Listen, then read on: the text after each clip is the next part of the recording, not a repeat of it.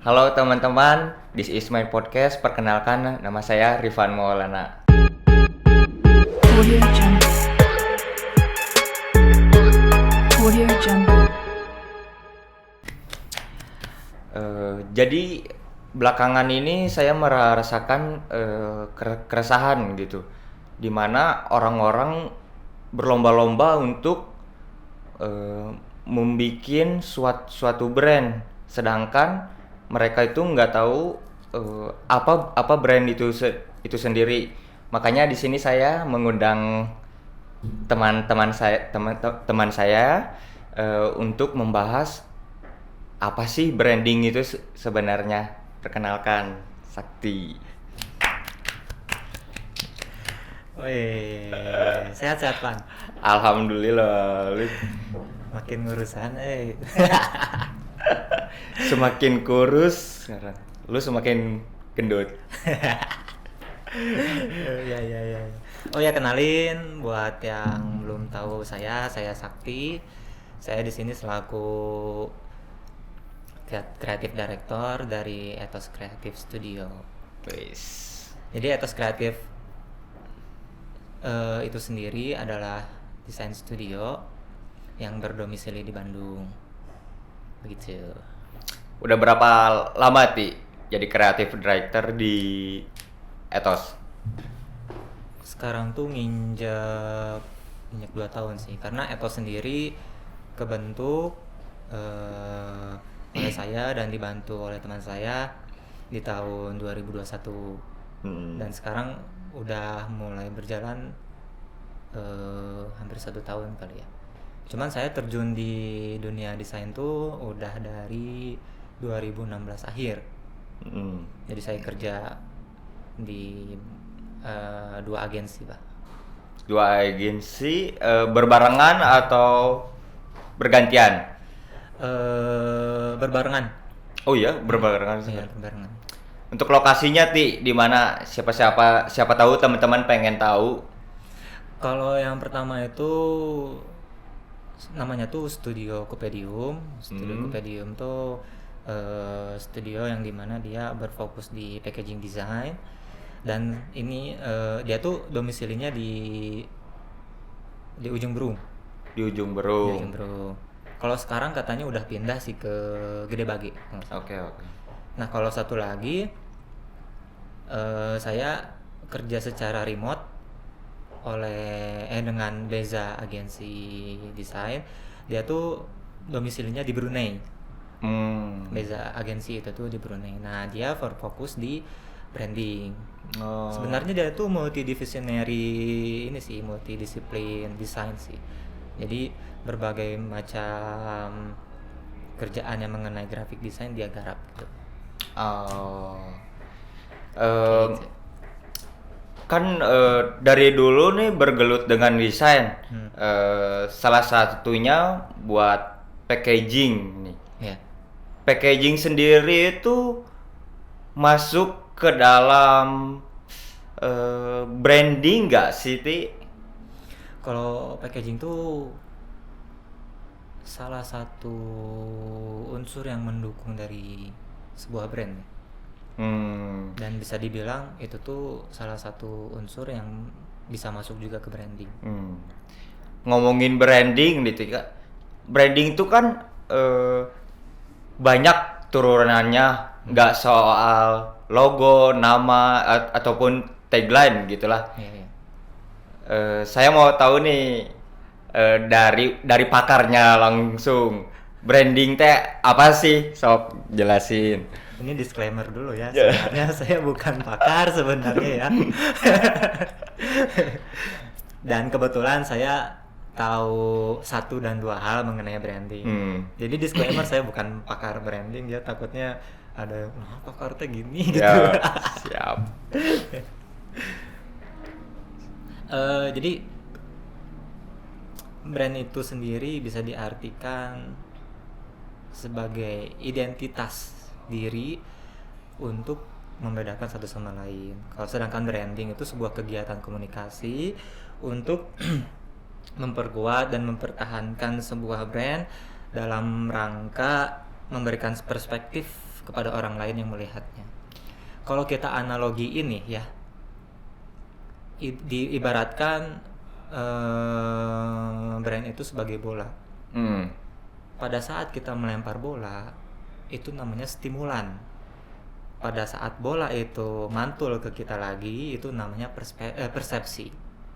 Nah, bola yang kita lemparkan itu tuh brand inventory. Sedangkan bola yang memantul ke kita itu yang namanya branding. Jadi branding itu semua mengenai persepsi. Misalkan kamu melihat etos tuh bagaimana, nah itu adalah branding. Berarti lebih ke kegiatannya ya kalau branding atau bukan? Persepsi sih lebih. Lebih persepsi. Oke. Itu lebih ke persepsi.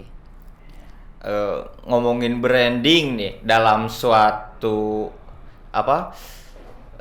produk ataupun perusahaan, apakah branding tuh sangat penting atau bisa dinantikan aja branding, yang penting produknya jadi dulu? Nah, kalau menurut saya ya, branding itu adalah aspek penting dalam sebuah brand atau perusahaan atau yang lainnya gitu. Kenapa? Karena dengan brand kita bisa memperkenalkan diri kita secara utuh, personality kita kayak gimana. Jadi orang-orang tuh paham, oh si A tuh A loh. Itu tuh karena branding. Nah, rata-rata sekarang orang itu banyak berpikir bahwa saya nggak usah desain bagus pun saya tetap bisa berjualan kok, produk saya kejual banyak kok, ya nggak? Itu kan banyak yang berpikir kayak gitu ya. Sekarang gini, oke, mungkin dia kejual gitu, mungkin dia mendapatkan profit yang lumayan bagus juga, tapi dia pasti akan mencapai titik poin di mana poin itu tidak akan bisa terangkat lagi gitu. Jadi stuck. Di situ aja. Nah, sedangkan dengan branding kamu tuh bisa melampaui itu. Jadi misalkan audiens yang didapat sekian, nah dengan branding itu tuh bisa lebih luas lagi. Gitu.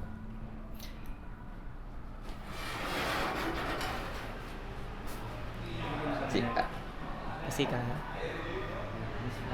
Siap.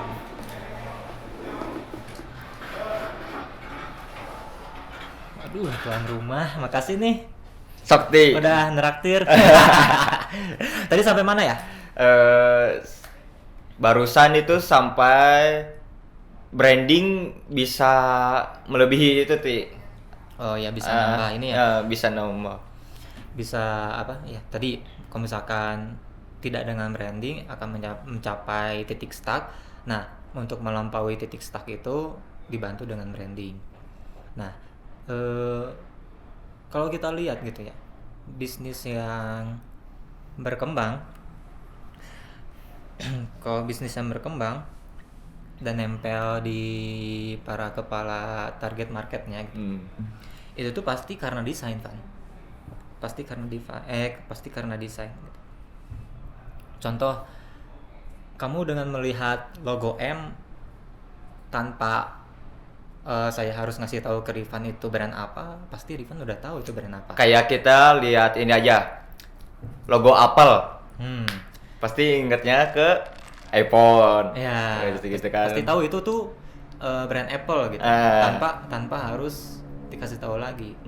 Nah itulah salah satu kekuatan dari branding. Nah, itulah salah satu kekuatan dari branding. Kenapa?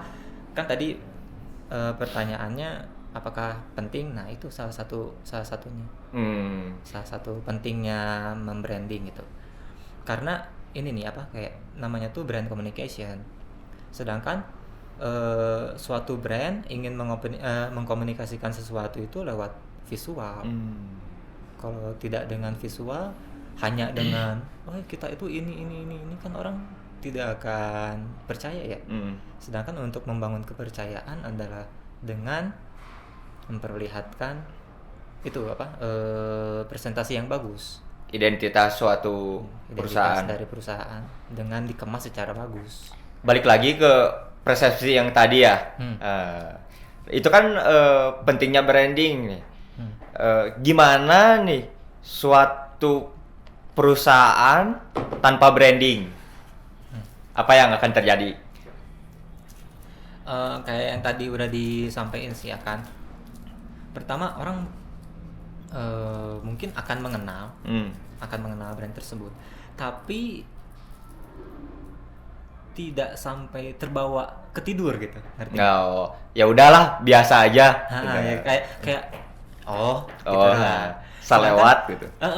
Sedangkan kalau misalkan kamu dibantu dengan branding si perusahaan tersebut, waktu kita melihat brandnya bagus, misalkan contoh Apple, kita melihat ini bagus ya, sampai kamu tidur pun ada orang nanya itu logo apa, kamu udah pasti langsung bisa jawab.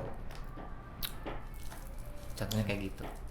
Nah itu menjadi salah satu faktor kenapa branding sangat penting untuk dimiliki oleh atau dilakukan oleh sebuah perusahaan. Audio Jungle. Audio Jungle. Kan barusan itu ngomong perusahaan itu penting, sangat penting untuk membranding suatu Maksudnya perusahaan tuh harus punya branding, harus bisa nge-branding. harus bisa nge-branding agar produknya layak dipasarkan atau enggak juga. Ya agar brandnya agar brandnya bisa terngiang-ngiang di kepala, bisa nempel di kepala para target marketnya gitu. Ngomongin perusahaan nih yang harus di branding, pengalaman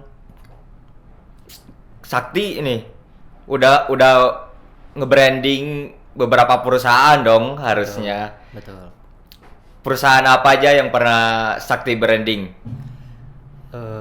Salah satu yang kita bantu untuk membuatkan visual identitasnya tuh adalah HDL 293. Seafood.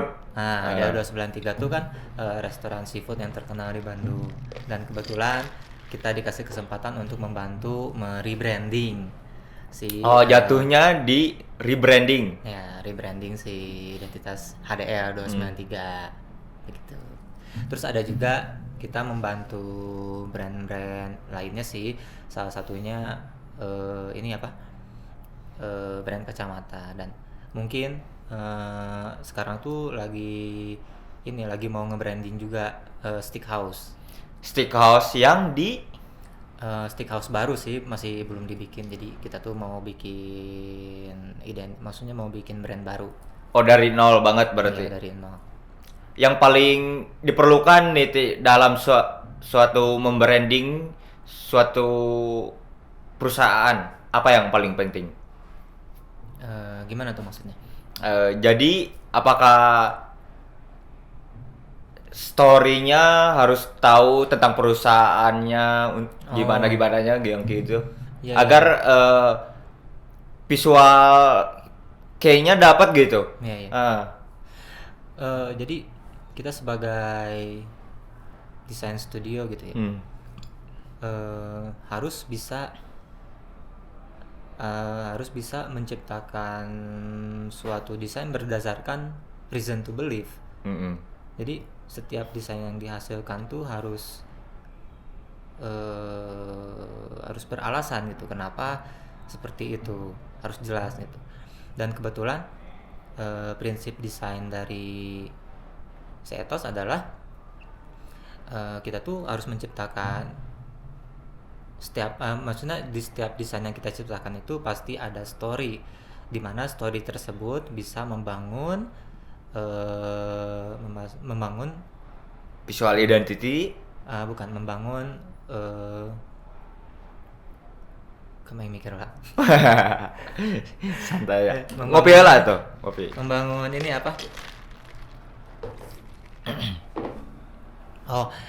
membangun Jadi di setiap desain yang kita ciptakan itu harus bisa membangun ikatan emosional, Antara baik itu untuk klien maupun untuk target audiens, target market. Begitu. supaya Jadi branding yang bagus itu adalah brand yang memiliki identitas yang kuat, dan identitas yang kuat yang kita ciptakan itu, yang etos ciptakan itu sangat menitik beratkan untuk setiap desainnya memiliki story behind the design, yang dimana story tersebut bisa membangun ikatan emosional antara klien dengan target audiens. branding yang bagus apa itu barusan Ti? Jadi branding yang bagus itu adalah di mana di mana identitas yang dimiliki suatu brand tersebut memiliki cerita, memiliki story, yang dimana story tersebut bisa membangun ikatan emosional antara pemilik brand maupun target audiens. Seperti itu. Jadi salah satu faktor yang bisa dibilang brand itu berhasil adalah bagaimana cara brand tersebut mengkomunikasikan siapa dia kepada target audiens secara jelas. Nah, itu salah satu faktor suatu brand berhasil atau enggaknya gitu kan.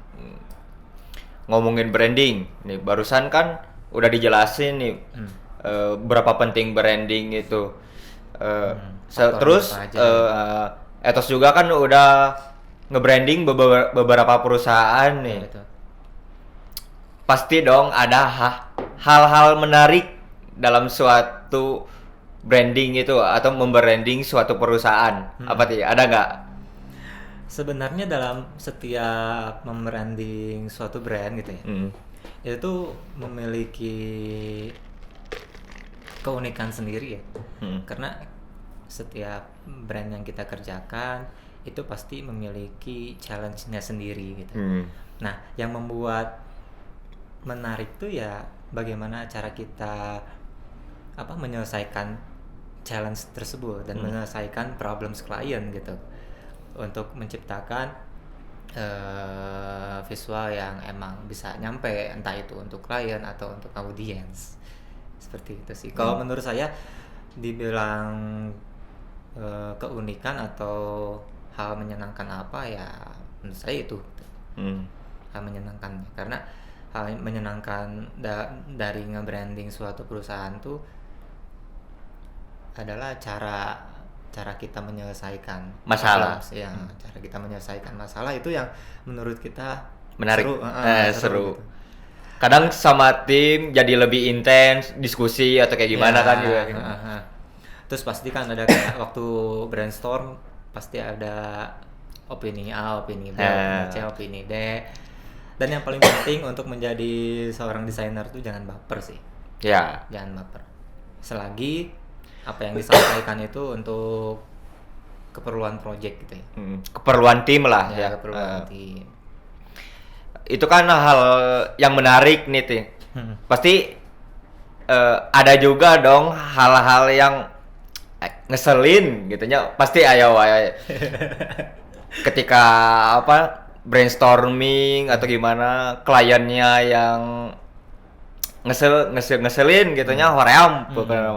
Ada nggak Ti dalam suatu membranding suatu brand atau perusahaan khususnya untuk etos? Mungkin ini permasalahan buat setiap desainer ya. Mereka memiliki permasalahan sendiri ke setiap klien kan. Apalagi kalau misalkan nemu klien yang emang ngeselin atau gimana.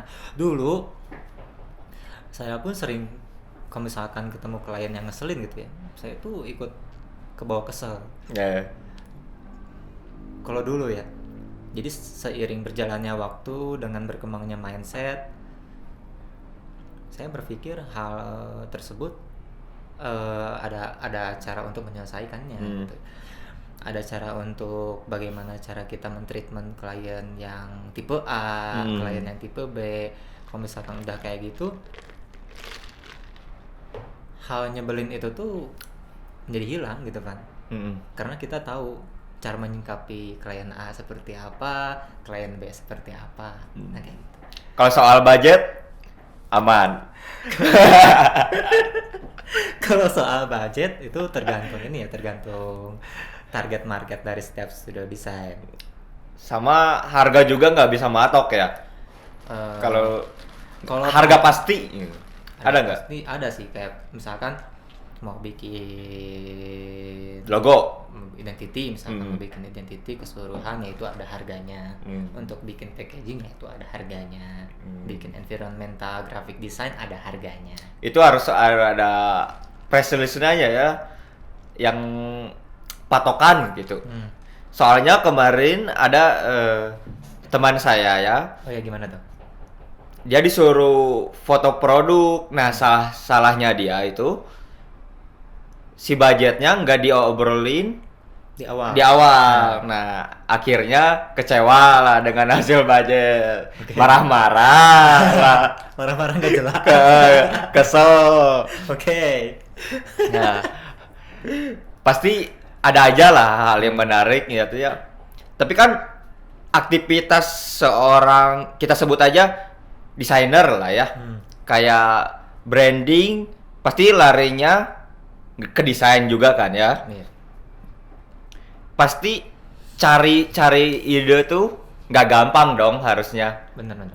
Pasti ada momen dimana ide tuh, aduh nggak ada, Oh, jadi kreatif block ya? Cara mengatasinya gimana tuh? Stuck lah kalau lagi stuck.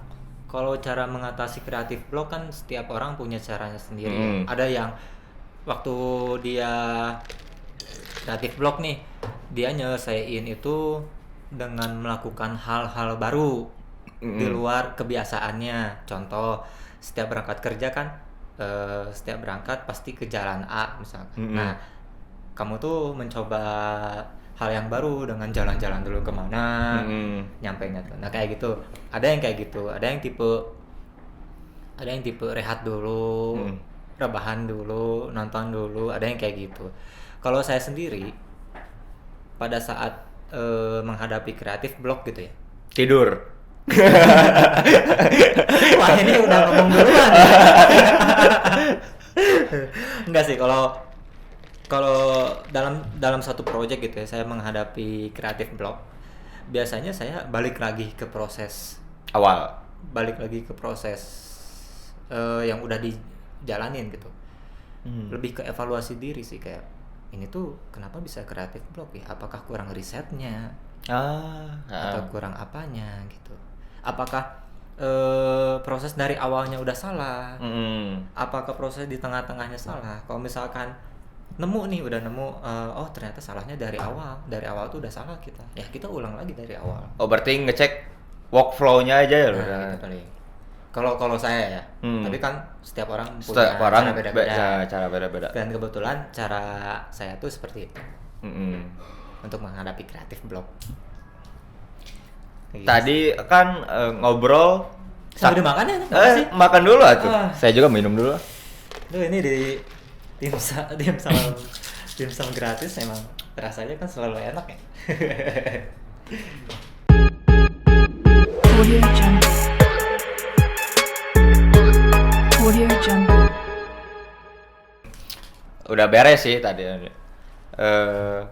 Ngomongin studio desain. Sakti kan punya studio desain.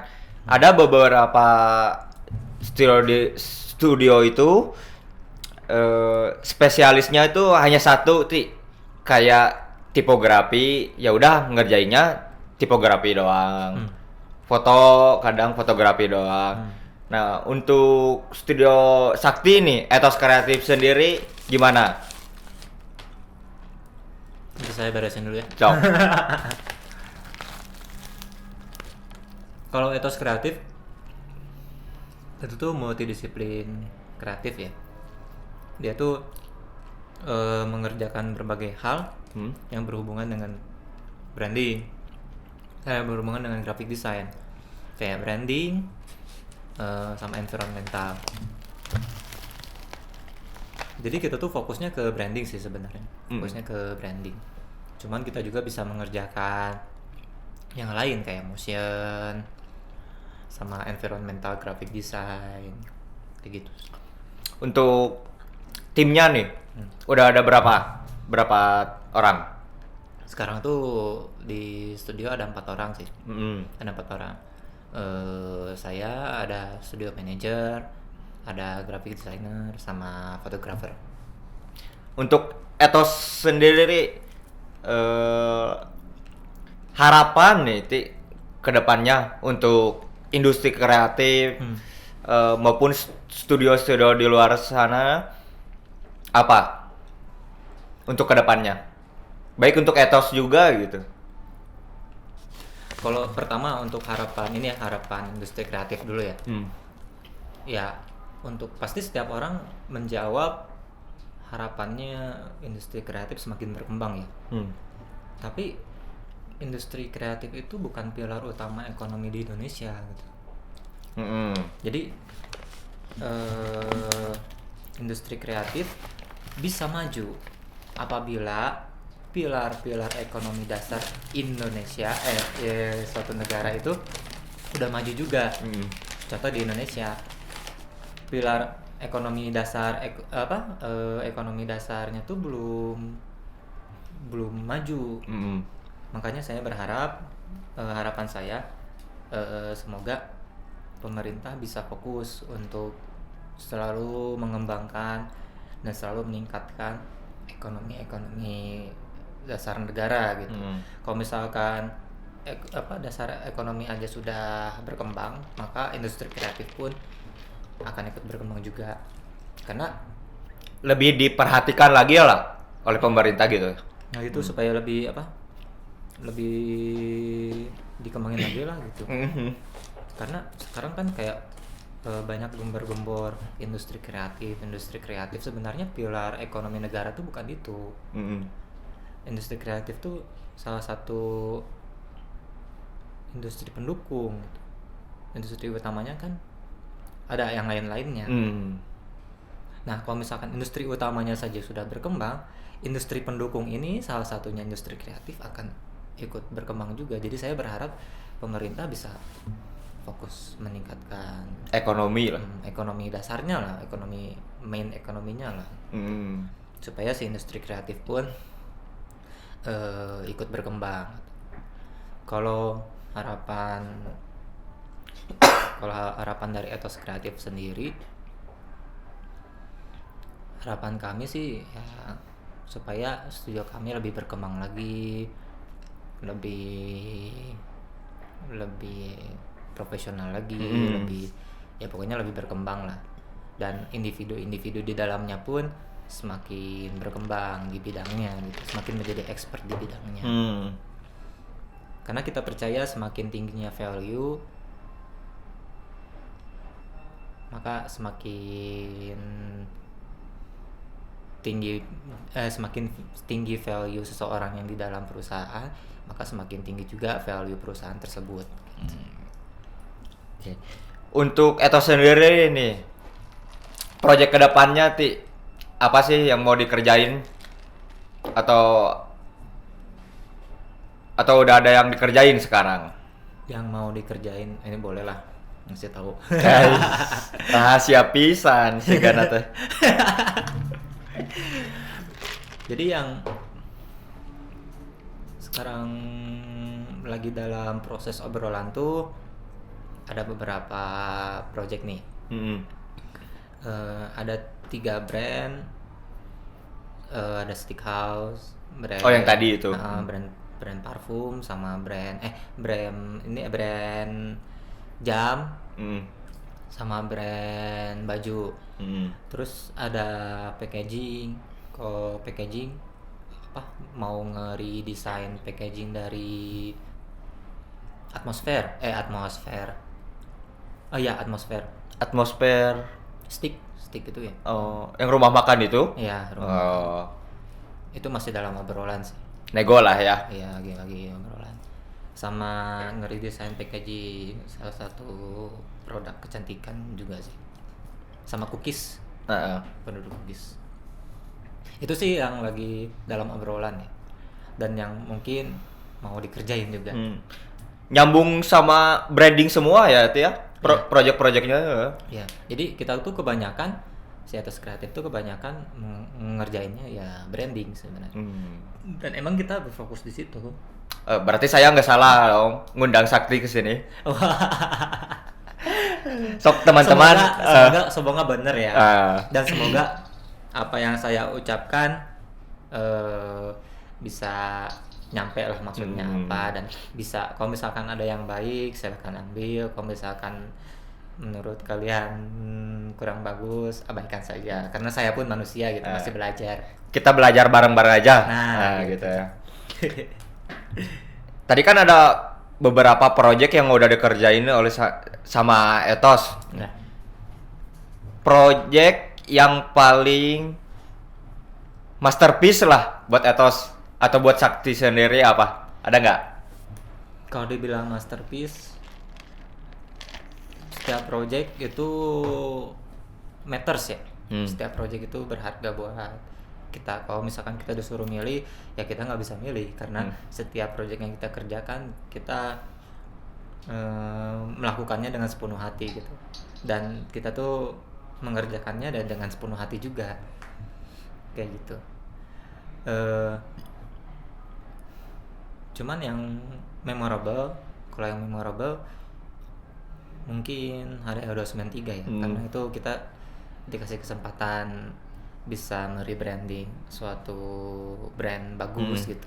Soalnya ketika kita ke Bandung nih lah, pengen makan seafood, pasti yang teringat oleh masyarakat luar di kota Bandung gitu pasti antara HDL dan Parit Seafood. Emang brand yang gede sih HDL. Terus banyak public figure juga kan ke situ, makanya jadi suatu kebanggaan buat Etos sendiri bisa menggarap si HDL 293 gitu sih. Nah tadi balik lagi ke masterpiece gitu ya.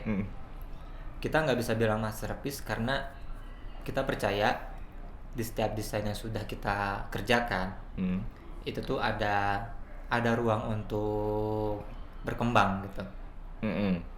Ada ruang untuk berkembang, dan seiring berjalannya waktu hasil yang dihasilkan oleh kita pun pasti akan lebih berkembang lagi seperti itu. Oke. Berarti semua proyek yang dikerjain oleh Etos itu dikerjakan dengan sepenuh hati. Ya, pasti. Oke, teman-teman mungkin ada yang mau nge-branding produknya atau perusahaannya, boleh kontak Etos Kreatif. Etos Kreatif. Wow, ada link sekali. Ada di bawah. Oke, teman-teman, mungkin untuk podcast kali ini cukup sampai di sini. Mungkin kalau ada banyak kesalahan, mohon dimaklumi karena ini yang pertama. Semoga kedepannya lebih baik. Saya Rifhan Maulana. Goodbye. Audio Jungle.